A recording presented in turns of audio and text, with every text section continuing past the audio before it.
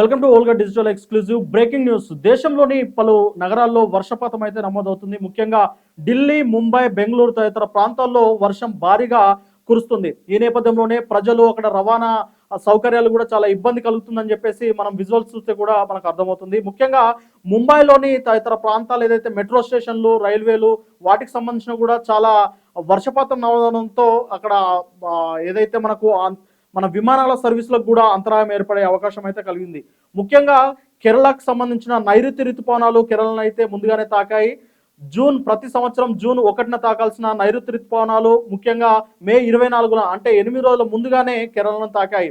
2009 తర్వాత మళ్ళీ ఇదే సంవత్సరం అత్యంత ముందుగా నైరుతి ఋతుపవనాలు ముందుగా తాకినట్టయితే వాతావరణ శాఖ వెల్లడించింది.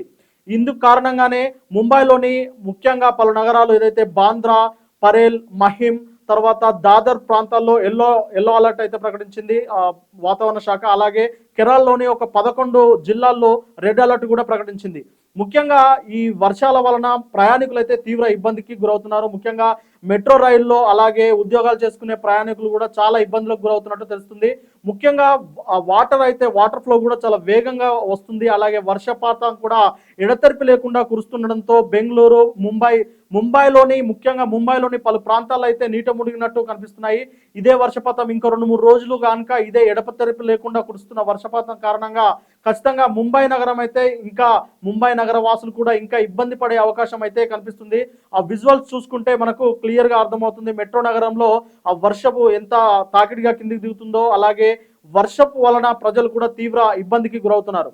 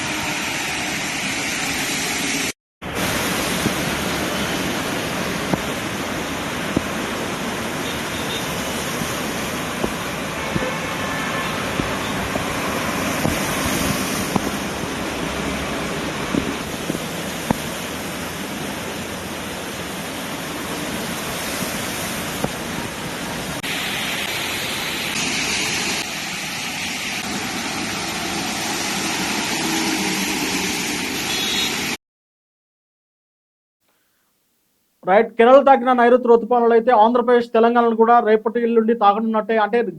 అంటే రాబోయే 4 రోజుల్లోనే తెలంగాణ వాతావరణం అయితే ఒక్కసారిగా మారనున్నట్టు వాతావరణ శాఖ తెలిపింది. ముఖ్యంగా తెలంగాణలో రానున్న 4 రోజుల్లో మోస్తరు నుంచి అతి భారీ వర్షాలు పడే సూచనలు ఉన్నట్టు ఐఎండీ తెలిపింది. తెలంగాణలోని ముఖ్యంగా వానతో పాటు అంటే వర్షాలతో పాటు 30-40 కిలోమీటర్ల వేగంతో ఈదురుగాలులు కూడా వీచే అవకాశం ఉన్నట్లు వాతావరణ శాఖ తెలుపుతుంది. ముఖ్యంగా తెలంగాణలోని వికారాబాద్, సంగారెడ్డి, మెదక్, నాగర్ కర్నూలు, మహబూబ్ నగర్, గద్వాల్ తదితర ప్రాంతాల్లో వర్షాలు కురిసే అవకాశం ఉన్నట్టు అక్కడ లోతట్టు ప్రాంత ప్రజలు కూడా అప్రమత్తంగా ఉండాలని చెప్పేసి అక్కడ హై అలర్ట్ అయితే ప్రకటించింది.